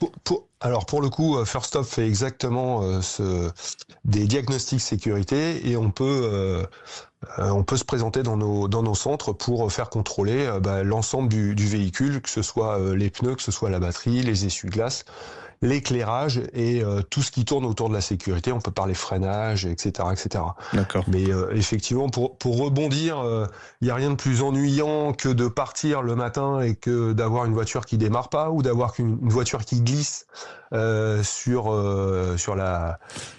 des routes humides ou froides. Et c'est vraiment, c'est pas acceptable en fait. D'accord. Tiens, justement, après ces vérifications, s'il y a des choses à acheter, vous avez des offres promotionnelles en ce moment qu'on puisse en profiter? Alors, pour le coup, First Stop propose jusqu'à aujourd'hui une offre sur les pneus de marque Bridgestone. En été, 4 saisons ou hiver, et donc en centre ou sur Internet. Donc c'est le moment pour les retardataires de bénéficier d'un remboursement jusqu'à 150 € pour l'achat et le montage de pneus Bridgestone. Oui. On va rappeler que si vous partez dans les zones de montagne, la loi montagne s'applique. Et que même si la verbalisation pour l'instant n'est pas admise, vous pouvez très bien être arrêté par les forces de l'ordre qui vous empêcheront d'aller plus loin. Donc c'est un peu gênant quand on doit partir en vacances. On peut peut-être rappeler, alors je sais que c'est dit et redit, hein, mais la loi montagne, c'est entre le 1er novembre et le 31 mars. Et l'idée, c'est d'être équipé de pneus 4 saisons ou de pneus hiver avec un logo, du moins un marquage européen 3P MSF. Je ne sais pas si ça parle à Alors, tous 3P MSF, les gens connaissent maintenant. Oui, ça y est, c'est en fait un petit logo avec 3 montagnes dessus et puis un flocon de neige. C'est sur le flanc du pneumatique, ça s'identifie parfaitement. Qu'est-ce qu'on peut donner comme autre conseil aux gens pour préparer leur voiture pour l'hiver, hormis les pneumatiques? Parce que l'hiver, c'est demain sur le calendrier. Voilà. On parle de batterie, hein, on en parlait, vous parliez de chargeur tout à l'heure. Bien évidemment que les batteries vieillissent dans le temps et il est indispensable de faire contrôler sa batterie si ça prend pas longtemps. Et ça, nous le faisons dans nos centres First Stop, un contrôle de batterie. On sait exactement le pourcentage, le niveau de batterie à l'instant T, donc ça permet de prévoir. Ouais, d'anticiper et d'éviter le fameux Exactement. Et plus on anticipe, moins ça coûte finalement. Oui, parce c'est que vrai. Ça évite les dépannages. Exactement. Et on verra tout à l'heure qu'avec les chargeurs de batterie, on peut doubler, voire tripler la durée de vie de sa batterie. Donc c'est quand même pour un investissement finalement qui est assez minime, c'est assez intéressant. Après, chargeur de batterie qu'on va remettre en jeu avant ouais, on la va fin remettre de 2 chargeurs de batterie en jeu avant la fin de l'émission. Alors on va avoir un peu de givre la semaine prochaine sur nos voitures, c'est sûr et certain. La bouilloire sur le pare-brise, si à part pour faire une vidéo sympa qui va faire le buzz sur les réseaux sociaux quand le pare-brise va éclater, c'est pas une bonne idée, mais il y a d'autres solutions. Drôle, oui. Après, il existe des produits qu'on pulvérise en amont et au moment, à l'instant T, voilà, un petit coup d'essuie-glace et c'est parti, quoi. Ouais. Les serrures, les joints, il y a des choses à faire. Les joints, je parle des joints de porte, hein, je parle pas de. Il existe également des produits qui évitent que les portes restent collées, bloquées ou collées. Oui, voilà. Encore une fois, tous les marchands d'accessoires vendent ces produits-là et on est dans l'anticipation. Encore une fois, oui. Ouais, je sais que. Alors moi, le conseil il y a des petits produits qu'on met sur les joints pour éviter qu'ils collent, mais si vous avez du talc chez vous, vous pouvez mettre du talc. Ça fonctionne. Ça fonctionne pas trop mal. Pour les serrures, alors maintenant, il y a de moins en moins de serrures extérieures sur les voitures. Mais tu mets juste du talc sur ta serrure Non. C'est sur le joint, le talc. Ah oui, pour pas que ça colle quand c'est trop gelé. Ah oui, c'est vrai que ça arrive à tout le monde. Exactement. Ouais, on a tous eu un jour ou l'autre la portière au moment où on tirait qui fait crac. Alors le truc à 2 sesterces, c'est le balai d'essuie-glace. Le pare-brise est gelé et on a dit vous mettez un coup de machin et ensuite vous mettez un coup de balai. Ben non. Ça va regeler. Non, c'est pas ça du tout. Ben non. C'est pas ça, c'est que vous allez laisser la lame de l'essuie-glace collée sur le pare-brise. Bien sûr. Voilà, parce que ça va regeler instantanément. Aujourd'hui, les moteurs d'essuie-glace sont assez puissants. Si vous aviez une vieille de chaux, il n'y a aucun risque. Mais les moteurs d'essuie-glace sont assez puissants pour vous déchirer les balais d'essuie-glace et donc ça vous bousille les balais d'essuie-glace. On peut mettre un petit carton sous les essuie-glaces pour éviter ça. Où il y a des petits caoutchoucs aussi qui se vendent dans les centres auto. Sinon, pour les carburants, enfin pour tout le reste, il y a des choses qu'il faut savoir quand il fait très froid. Pour le coup, on peut mettre de l'additif, mais le plus important, c'est effectivement, alors pas forcément au niveau du carburant, mais c'est surtout avoir les liquides, les lave-glaces adaptés. Ouais. Lave-glace grand froid. Exactement. Oui, parce que si vous avez votre lave-glace qui est effectivement bloqué, c'est pas pratique pour nettoyer le pare-brise. Gasoil grand froid, d'ailleurs dans les stations, ils vous proposent souvent du gasoil qui descend jusqu'à moins 20, moins 25 degrés. C'est rare qu'il fasse moins 25 degrés dans notre pays, à part dans la vallée de la Loue quand il y a du vent en plein hiver, qu'on peut descendre à moins 40.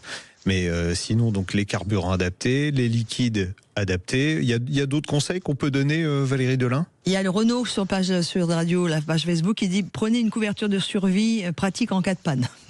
C'est vrai. Ouais, toujours. Moi j'en ai une dans ma voiture, toujours. C'est évident. Des gants. En fait, il faut toujours une boisson, du moins de l'eau.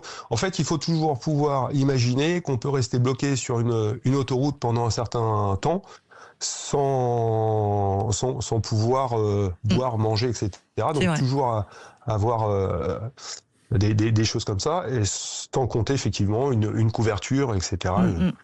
Ouais. Bon, voilà. C'est bloqué par des bases pour tous les gens qui peuvent. Non, mais c'est arrivé. Quoi. Et puis tous les ans, ça arrive. Bloqué par des agriculteurs, par exemple. Oui, mais. Bah oui. Mais la neige aussi, surtout, parce que les agriculteurs, s'il fait pas froid, ça va. Et là, cette semaine, il a pas fait froid.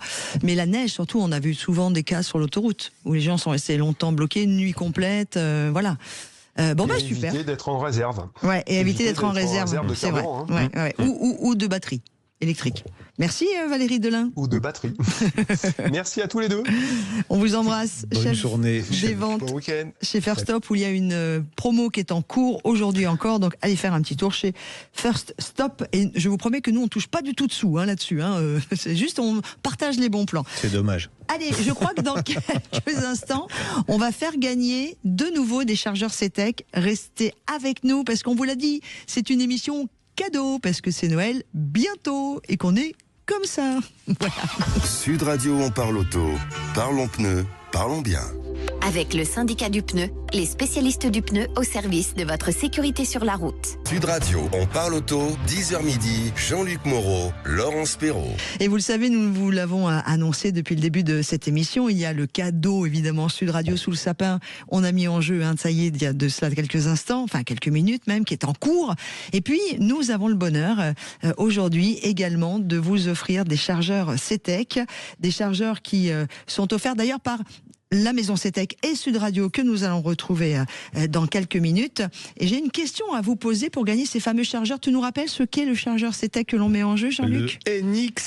Le NXT5, qui n'existe qui est un chargeur qui fait chargeur pour les motos, pour les voitures, pour les batteries AGM, on vous explique ce que c'est plus loin, qui fait du maintien de charge et surtout qui fait du reconditionnement, voilà. On va vous expliquer aussi. Et la batterie AGM, c'est la batterie qui joue sur les moteurs start and stop des voitures. Donc en option, ça peut faire la vaisselle, la lessive, le ménage, aller promener le chien et garder les enfants. Voilà. C'est formidable. Donc, si vous n'avez pas de chien, pas d'enfant, vous repasserez. Alors ça fait le repassage aussi. Ah, c'est bien ça. Voici la question pour gagner. Attention, nous allons mettre dans cette deuxième heure de On parle auto 2 chargeurs CTEC, sachant qu'on en a déjà offert un l'heure précédente. Pour jouer, il faudra donner la bonne réponse au standard, auprès de Aude, au 0826 300 300. Je répète, 0826 300 300. Et c'est quoi le numéro là ? 0826 300 300. 0800. Oh, il est bugué, pardon.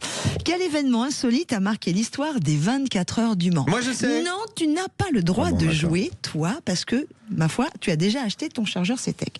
Quel événement insolite a marqué l'histoire des 24 heures du Mans ? Réponse 1. C'était en 1923, les pilotes devaient s'arrêter tous les 20 tours pour vérifier leur pression sanguine, une règle qui a été abandonnée après des protestations évidemment des coureurs. Est-ce la bonne réponse ?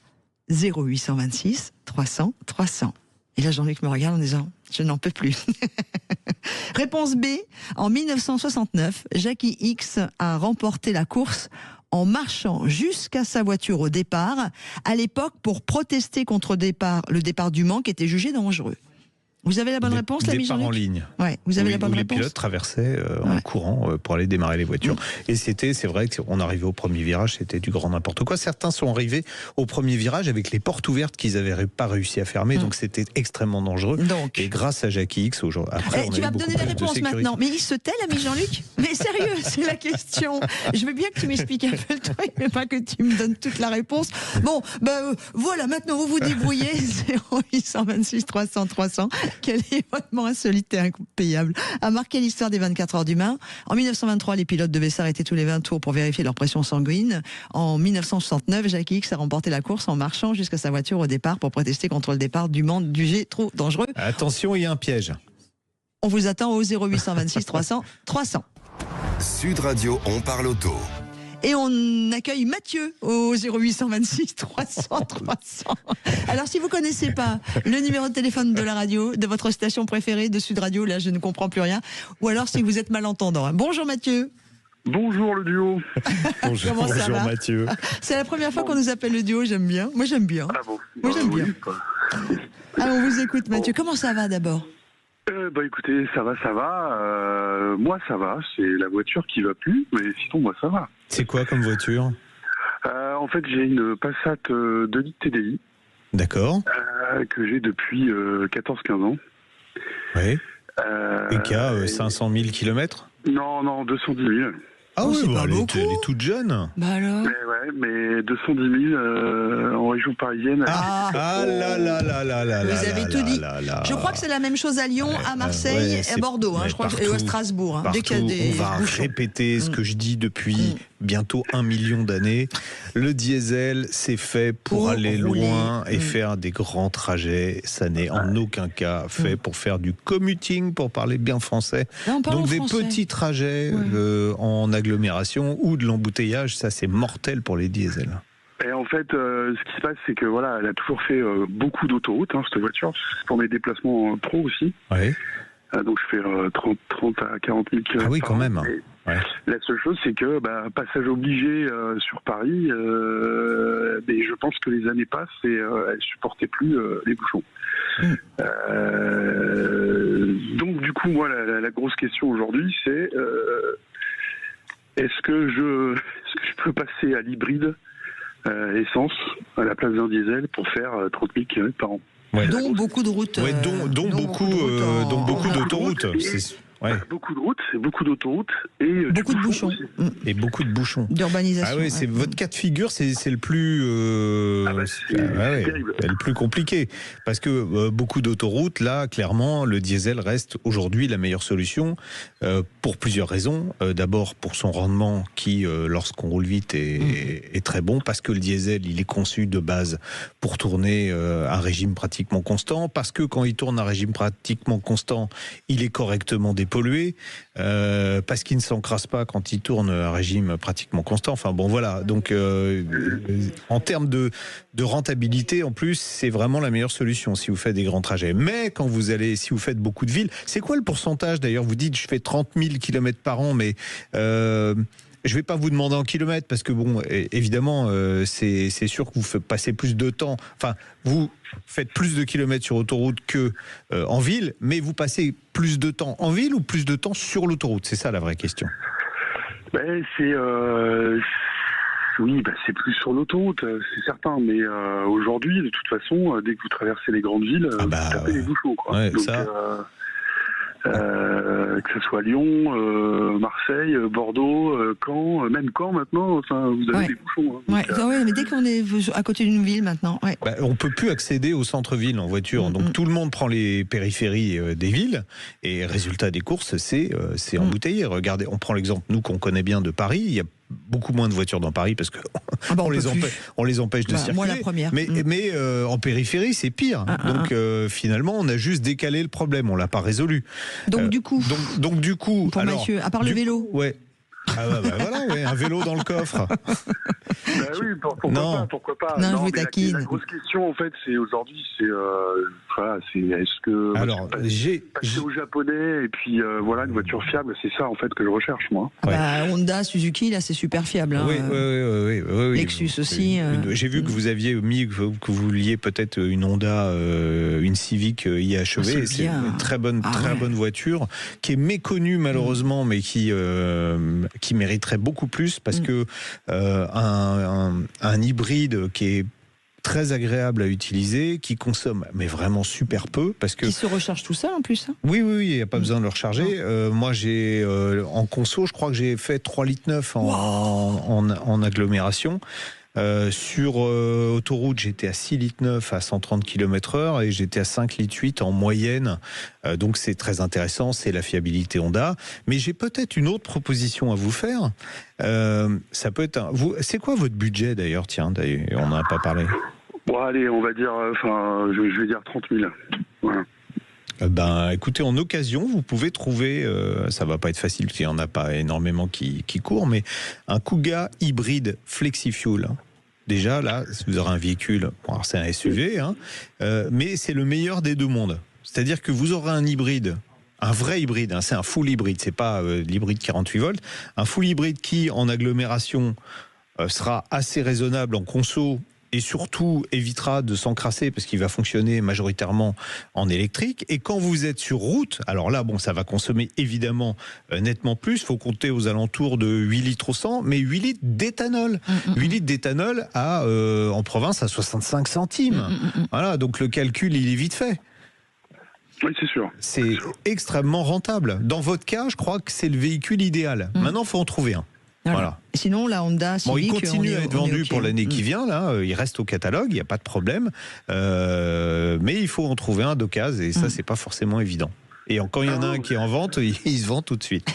Mais sinon, le choix de la Civic, il est extrêmement bon. Par contre, entre le Touran et la Civic, c'est deux salles, deux ambiances. Non, mais le Touran en diesel... en termes de de rapport homme-machine, le diesel, de forme de voiture... Non, vu ce que vient de raconter Mathieu, le diesel, on oublie. Vous allez avoir des problèmes d'encrassement, de panne. C'est pas du tout le même style de véhicule, quoi qu'il en soit, au-delà de la motorisation. Moi, je vous dis, pour moi, la meilleure solution, un Kuga hybride FlexiFuel. Voilà.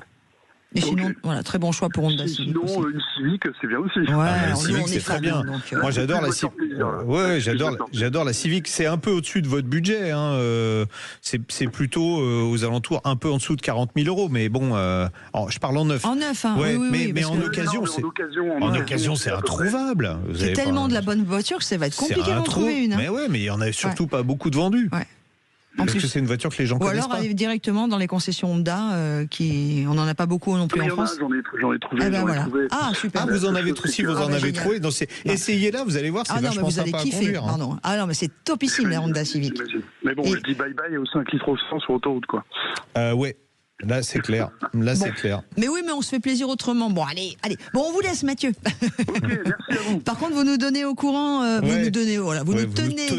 Vous nous tenez au courant du choix que vous aurez fait. D'accord ? Ok, très bien. Bonne fête de fin d'année, merci beaucoup. Merci, au revoir. Merci. 11h30, dans quelques instants, on va parler de ce fameux chargeur de batterie. On va même découvrir le nom des gagnants. Il y a notre amie Brigitte qui dit on n'arrive pas à vous joindre. Vous avez été tellement nombreux qu'on a eu un espèce de bouchon au standard, mais on a déjà nos deux gagnants. Voilà, il y en a qui ont été plus rapides que d'autres. Et on va aussi, avant la fin de l'émission, découvrir le nom du gagnant du cadeau du sapin de Noël de Sud Radio. Mais que de cadeaux. Jean-Luc M. De Paris. Mais oui, on aime Jean-Luc, bien sûr. Allez, à tout de suite.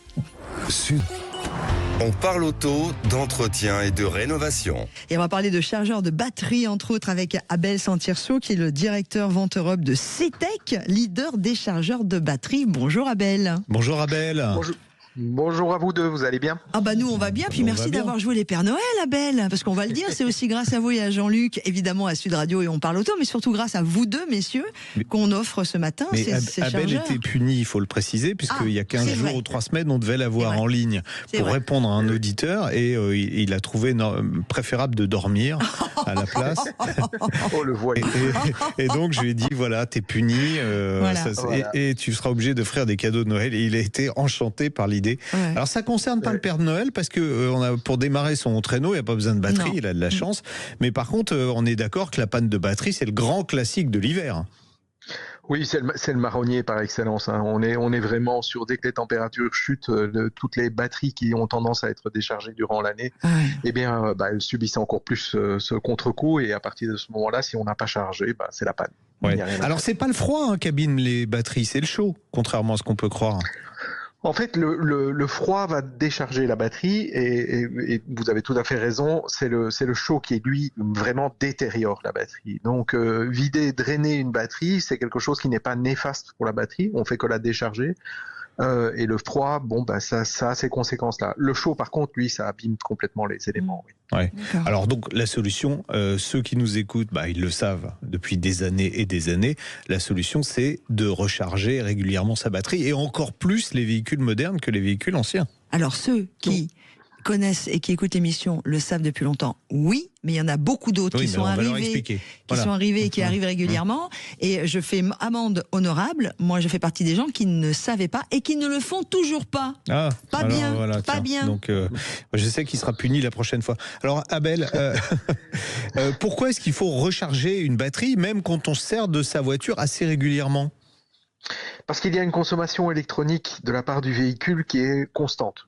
Qu'elle soit en mouvement, qu'elle soit à l'arrêt, il y a cette consommation électronique. De plus, aujourd'hui, les alternateurs ne sont plus des alternateurs qui rechargent à 100% les batteries. On estime aujourd'hui qu'un BMS a tendance à arrêter la charge de la batterie entre 80 et 85% de la charge atteinte. Ça veut dire que vous êtes en train de rouler, c'est pas pour ça que votre alternateur il est en train de charger votre batterie. Loin de là. Il estime que 80 à 85% c'est suffisant pour démarrer, et donc il arrête la charge. Et là, à partir de ce moment-là, vous n'avez jamais une batterie chargée à 100%. Ouais, et si elle n'est pas chargée complètement, au fil du temps, elle s'abîme en plus. Exactement. Le premier signe de détérioration, et certains disent c'est très chouette, c'est le start and stop qui commence à fonctionner de façon erratique. Ou après 6 mois, vous vous rendez compte que votre start and stop ne se met plus en route comme avant. Et là, ça commence à être le début des problèmes, c'est clair. Ouais. Alors, donc, la solution, c'est évidemment le chargeur de batterie. D'abord, ça ne vaut pas une fortune. Ça permet de prolonger de combien la vie d'une batterie, un chargeur ?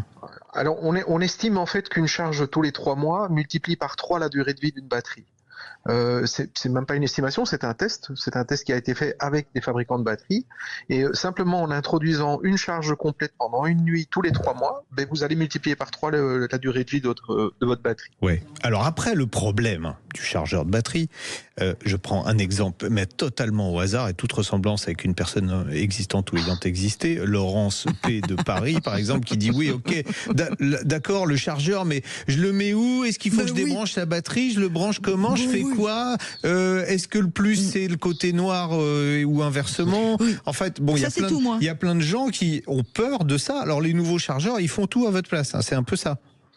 Oui, c'est un peu ça. On a des solutions à tous les problèmes, mais surtout à toutes les questions. Nous, en tant que professionnels de la charge, on a estimé qu'il fallait faire le contraire que de faire un produit très compliqué.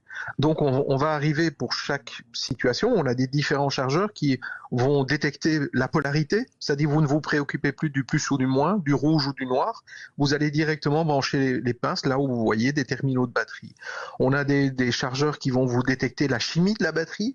On a des chargeurs qui vont vous détecter la capacité de la batterie. Donc on a vraiment des solutions hyper fiables et hyper simples qui permettent d'aller vraiment compenser vos doutes ou compenser simplement vos peurs par rapport à ça. Ou votre couleur de cheveux. Par exemple aussi, oui. On n'a pas besoin de... Si on est blonde, par exemple, on peut acheter... Alors, moi, je suis rousse maintenant. Il y a les nouveaux... On n'a pas besoin de débrancher. Parce qu'il y a encore... là, vous sortez une nouvelle gamme, puisqu'on offre d'ailleurs 3 chargeurs de nouvelle technologie. On va avoir les gagnants dans quelques instants à l'antenne. Alors, qu'est-ce qu'il y a dans cette nouvelle gamme ? Ça fait quoi ? La vaisselle, la lessive, leur passage, comme je disais tout à l'heure ? Non.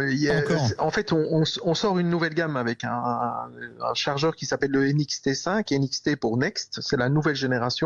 On a développé encore un algorithme de charge qui va en faire beaucoup de jaloux. L'avantage qu'il y a, c'est qu'il fait à la fois les batteries lithium, parce que de plus en plus de véhicules au démarrage ont du lithium. Il ne faut pas l'oublier. Aujourd'hui, une Mercedes classe A basique va venir avec une batterie lithium au démarrage. Ne viendra plus avec une batterie plomb acide. D'accord. Donc ça, il ne faut pas la recharger avec un chargeur classique. C'est très mauvais. Voilà. Exactement. On ne charge pas une batterie lithium avec un chargeur plomb acide. Vous risquez même jusqu'à un incendie. Donc, il faut faire vraiment très attention à ça. Et à partir de ce moment-là, notre chargeur, il va prendre en charge tous les types de batteries. Et ce NXT5 est vraiment formidable pour ça. Oui. Il fait aussi, en plus du reconditionnement. C'est quoi le reconditionnement ? Alors, le reconditionnement, c'est de la déstratification. Ça veut dire qu'à un moment donné, l'électrolyte, qui est une matière totalement homogène eau-acide, 65% d'eau, 35% d'acide, va se séparer. Plutôt que de faire quelque chose de très compact, va se séparer en couches. Comme une sauce avec de l'huile et du vinaigre. Exactement. Ouais. Ah ouais. Exactement. Et en fait, vous allez avoir en fait un mélange, l'électrolyte, puisque c'est son nom, qui va être complètement séparé. Et à partir de ce moment-là, vous allez avoir des volts, mais pas d'ampères. Vous n'allez pas avoir la pêche suffisante que pour démarrer. D'accord. Donc, vous mesurez ça avec un voltmètre, vous dites, mais elle est bonne cette batterie. Nickel. 12 ouais. On a dit stop au nickel. Ouais. Et par contre, vous mettez un coup de démarreur et c'est le fameux 1. Exactement. Ou bien vous allez avoir 2 essais de démarrage et elle sera complètement vidée. Et là, vous vous dites, mais c'est pas normal, pour moi, elle était bonne, quoi. D'accord. Donc, concrètement, Abel, le fameux CETEC qu'on a mis en jeu, le fameux NXT5, on le branche et là, lui, il se débrouille de tout ça. Quel que soit le véhicule que nous ayons. Oui. Vous allez jusqu'à des batteries jusqu'à environ 130 ampères-heure, ce qui est déjà des très grosses batteries. Sur des véhicules assez puissants, vous avez des batteries de 100 ampères-heure. Et ça marche aussi sur les fameuses batteries AMG qui, pour les véhicules qui sont AGM, qui sont AMG, c'est pour Mercedes, qui sont pour les start and stop. Oui, en fait, que ce soit des batteries EFB qui sont aussi des batteries start and stop, mais liquides, ou des batteries AGM qui ont plutôt tendance à être sur les batteries des véhicules allemands, vous allez pouvoir effectivement charger avec notre chargeur. Vous avez une position AGM en fait. Génial. Vous avez aussi le GS1 génération 2. Alors lui, il fait CS1, il fait la cuisine, la vaisselle. On est d'accord. Alors, lui, c'est notre premier. Lui, on est sur le top des tops. Et c'est un chargeur qui est quasiment semi-professionnel, voire professionnel, mais hyper simple. Alors Abel Santirso, j'ai une réaction, puis après on va accueillir vite fait nos 2 gagnants quand même, parce que c'est Noël bientôt. Et Brigitte qui dit sur la page Facebook de Sud Radio, j'ai pas de chien, je ne repasse pas, je fais pas la vaisselle à la main. Je fais la vaisselle à la main, pardon. Est-ce que je peux quand même acheter ce chargeur? On accueille notre premier gagnant, on va les accueillir tous les 2 en même temps, on peut. Patrick et Marc, qui sont nos 2 gagnants pour ces fameux CETEC NXT5 que vous offrez, Abel Santirso, vous qui êtes le directeur vente Europe de CETEC, et puis vous aussi Jean-Luc, et puis Sud Radio, et puis On Parle Auto. Bonjour Patrick. Bonjour, merci à Sud Radio, Jean-Luc Moreau et à Laurence, Madame Laurence. Et Abel Santirso, parce que c'est quand même lui, surtout. C'est quand même lui qui les offre. Parce qu'il a été puni. Vous avez quoi comme voiture, vous, Patrick? Moi, j'ai une Jeep Renegade 2 litres Trayhawk. J'adore. Donc AGM, mais en fait, j'avais un ancien chargeur CETEC et en fait, le voyant AGM ne s'allume pas. Donc, je viens de comprendre que en fait, c'est du liquide. C'est pour ça que en fait, c'est une batterie. Comment vous appelez ça, EFL, c'est ça, liquide en fait. C'est peut-être pour ça que le voyant ne s'allume pas. Je sais pas, Abel. Je sais pas. Non, si le voyant ne s'allume pas, c'est pas normal. Il devrait s'allumer. Il ne détecte pas que c'est une AGM. C'est une position manuelle que vous devez détecter. Donc, je ne sais pas ce qui se passe. Avec mais en tout cas, il a. N'oubliez pas que vous avez 5 ans de garantie sur vos chargeurs. Très bien. Important. Donc, on peut vous les renvoyer. Et puis, j'adore. On a le Jeep Renegade qui est là. Marc, bonjour. J'adore le Jeep Renegade. J'adore. Oui, il paraît que c'est pas écolo. Je m'en fous. J'adore. Voilà. Bonjour, Marc. Bonjour à toute l'équipe. Merci bien. Vous avez quoi comme voiture, vous, Marc? Moi, j'ai un Espace de 2007 et puis avant, j'avais un Renault Avantime. Super. Tous les 2, on est ravis. Abel, vous venez de gâter d'être le Père Noël de Patrick et de Marc. D'accord. Avec grand plaisir et félicitations aux gagnants, et je pense que vous allez profiter pleinement de vos chargeurs et surtout démarrer dès que vous en aurez besoin. Voilà. Merci beaucoup à tous les 3. Merci Abel Santirso. Et à bientôt, parce que bientôt on parlera de booster. On vous retrouve en 2026, si tout va bien. On vous embrasse fort. Bravo et merci à Patrick et Marc d'avoir joué, à tous ceux qui ont tenté. Effectivement, il y a eu beaucoup de monde au standard, donc on n'a pas pu tous vous recevoir, mais on continuera de vous gâter aussi, nous, d'ici la fin de l'année, et puis en 2026 aussi. Allez, à suivre, une pause, et puis on va parler, de grands gagnants de l'année, les Automobile Awards, puisque Sud Radio est partenaire de ce grand événement. À tout de suite. On parle auto, d'entretien et de rénovation. Avec GS27, spécialiste des soins auto, moto et vélo depuis 1968. GS27, l'excellence française pour l'entretien de vos véhicules. À découvrir sur gs27.com. Sud Radio, on parle auto, 10h midi, Jean-Luc Moreau, Laurence Perrault. Et nous allons tout de suite découvrir, avant notre dernier invité de cette émission, le gagnant du grand jeu du sapin de Noël de Sud Radio. Je vous rappelle que nous mettions en jeu un pack Lexon comprenant une radio Taiko et une bubble lamp. Radio Taiko qui permet d'écouter, comme l'a dit Jean-Luc, Sud Radio partout on the DAB+. world with the DAB+. Et c'est notre ami Philippe qui est le gagnant de ce très très beau pack Lexon. Ah mais Philippe comment? Parce que Philippe, il y a un paquet qui nous écoute. Bah oui, mais on donne pas les noms de famille. Ah d'accord. Voilà, c'est comme ça. Ouais. Bon, bah, Monsieur Jean-Luc Moreau, il n'y a que le vôtre qu'on donne. Eh ben bravo à Philippe. Voilà, vous venez de gagner ce magnifique cadeau. Il y aura d'autres cadeaux, évidemment, toute la semaine prochaine et dès demain sur Sud Radio, car Noël, c'est pas encore maintenant. Sud Radio, on parle auto. Quoique, Noël, c'est maintenant aussi pour la filière automobile et les fameux Awards de l'automobile. On accueille tout de suite notre ami Lionel Robert, qui est le créateur, l'animateur, le tout. L'organisateur, il fait tout. Le ménage, d'ailleurs, il est fatigué ce matin. C'était... Bonjour Lionel, 8e édition des Awards de l'automobile. Ça commence à dater un petit peu maintenant. Sud Radio est partenaire. Ouais, donc on peut dire un des plus grands événements de l'automobile. En plus, réception somptueuse cette semaine à l'Automobile Club de France. L'endroit où l'automobile a pratiquement été inventée, on peut le dire, voilà. Et 50, c'est ça, 50 marques. Oui, 42 constructeurs, 8 équipementiers. Et 900 prix. Non. Un peu moins. Un peu moins, mais beaucoup. Il y a combien de prix au total? J'ai l'impression que tous les ans, il y en a plus. Ah, j'essaie de maintenir à 25. 25, oui. Qui ne génère pas forcément un podium. Il y a parfois des prix avec un seul vainqueur, et puis il y a des prix avec effectivement un podium qui est constitué. Bon, alors il y a un grand vainqueur quand même, et on fait cocorico parce que c'est un groupe français.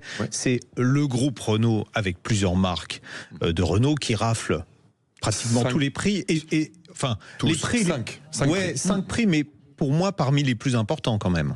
Oui, c'est vrai, il remporte le Grand Prix, donc la voiture préférée des Français, ça c'est le public qui l'a élu, effectivement, donc cette fameuse Renault 5 R5 Turbo là. Donc tout le monde peut voter, c'est sur internet, sur le site de The Awards. Pendant un mois, on vote, et là, le véhicule qui a été élu cette année, c'est la R5 Turbo 3E. 3E, voilà. Faut pas oublier le 3E derrière, parce que c'est important, c'est l'électrique. Voiture électrique un peu particulière, totalement particulière. Très légèrement hors de prix.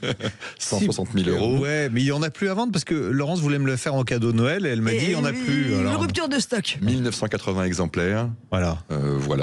550 chevaux, un moteur par roue.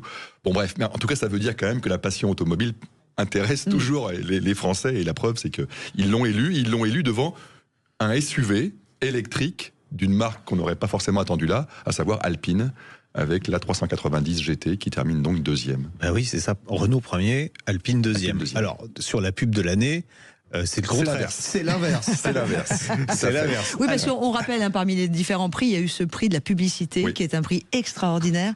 Et on voit bien aussi la créativité des agences de pub sur lesquelles 70 ans d'Alpine. Oui. Très beau, très beau spot, effectivement, dont Arnaud Belloni, le directeur du marketing du groupe, disait qu'il aurait pu être fait au moment du relancement de la marque à l'époque de la 110.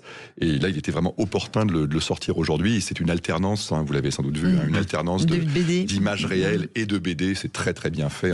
J'invite tout le monde à aller au cinéma, parce que la version longue sera diffusée dans les salles du cinéma. C'est extraordinaire. Non mais là, waouh. Bon, et en deux, une pub qu'on voit pour le coup là sur les chaînes de télévision, sur la fameuse R5 Turbo 3E, voilà. Sur la musique de Kavinsky. Très très connu maintenant, notamment depuis les Jeux Olympiques. Une pub qui met le feu d'ailleurs. Qui met le feu à la piste. Et qui résume un peu la transition entre le thermique d'hier et qui est maintenant dépassé par l'électrique. On rappelle juste une chose, c'est qu'il y a un jury professionnel et les gens pouvaient voter sur le site. C'est bien important de dire que ce sont aussi des prix par le grand public. Voilà. Le grand prix, c'est le public. Et uniquement le public qui vote. Les autres prix, effectivement, c'est le jury à parité homme-femme. Sauf un autre prix qu'a obtenu également Renault. Là, pour le coup, c'est pas le jury qui vote, c'est pas le public qui vote. Plus. C'est les marques qui élisent leur marque de l'année, et pour la deuxième année consécutive, c'est Renault, à nouveau. C'est encore Renault, et là pour le coup, alors effectivement, donc ça veut dire qu'il y a des marques potentiellement du groupe Stellantis, par exemple, qui ont pu voter pour Renault, oui. Donc ça traduit déjà quand même un peu de fair play de la part de tous les grands acteurs, on va dire, du secteur, et puis ça prouve aussi que la marque, effectivement, est celle qui en ce moment surfe sur la bonne vague, quoi. Ouais. Bon, pour compléter ce spécial Renault, Dacia. Et Dacia. Le 5e prix du groupe. Tout à fait. Alors, parfaitement justifié également, parce que c'est un modèle pratiquement sans concurrence. Complètement, le Bigster, le Bigster qu'il a emporté. C'est vrai qu'aujourd'hui, vous avez une famille, vous n'avez pas un gros budget.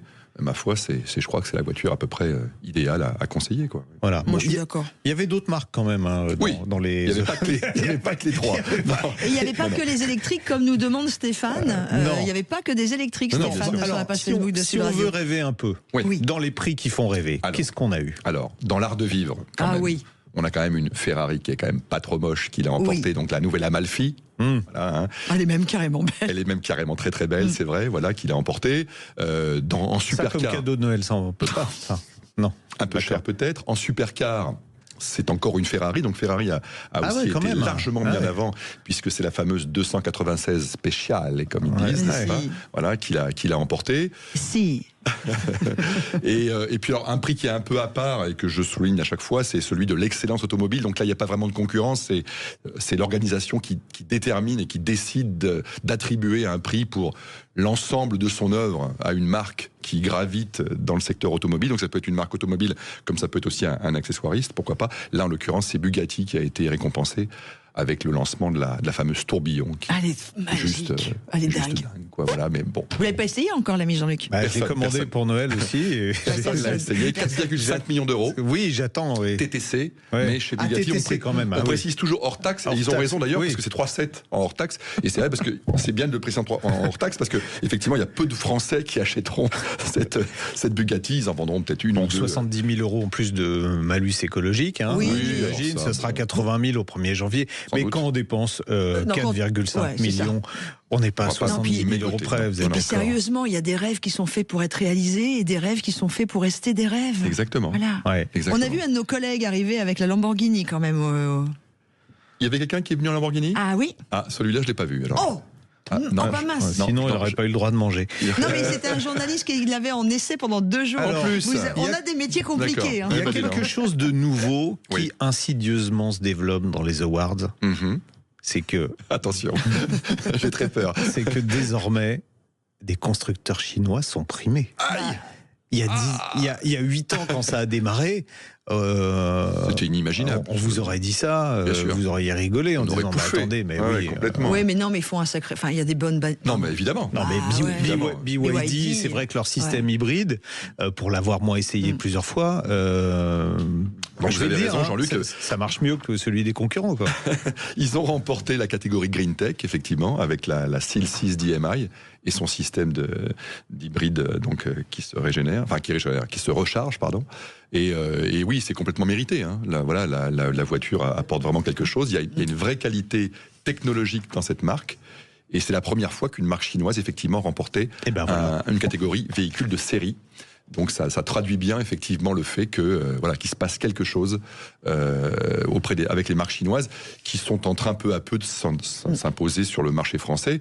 Bon, après, espérons que ça n'ira pas trop loin et que ça va trop vite, mais on n'a pas le droit de dépasser le temps. Mais je voulais juste montrer la fameuse petit tourbillon, bien sûr. Qui est là. Pour parler des grandes tendances à parler chinois, 10 secondes. Le pneu de l'année, c'est un 4 saisons. On en a parlé en plus. Qui sait tout faire, qui est vraiment un pneu pour toute l'année. Et puis notre Honda Prélude, nous qu'on a adoré, elle a reçu aussi le prix de cœur du jury. Alors, je pense que ce sera la voiture de l'année la semaine prochaine. L'année prochaine, tu veux dire? La semaine prochaine, puisque je fais ma voiture de l'année à moi. Toi. Voilà. Bon, merci beaucoup Lionel. Merci à vous. Lionel qui était notre invité pour notre rendez-vous des Awards de l'automobile. Lionel Roberts, qui est le créateur, l'organisateur, etc. Et un grand merci à l'ACF de nous avoir accueillis pour cette soirée encore extraordinaire. On vous abandonne, on vous retrouve samedi prochain. Merci l'ami Jean-Luc. Merci bisous. Dame Laurence. Bisous Lionel. Top et flop la semaine prochaine. Ok, top et flop. Bisous, c'est un top à Jamel. Bisous, c'est un autre top à notre ami qui est au standard, notre ami Aude. On vous souhaite un bon week-end et préparez bien les fêtes de Noël. Sud Radio. Parlons vrai. Parlons vrai. Sud Radio. Parlons vrai.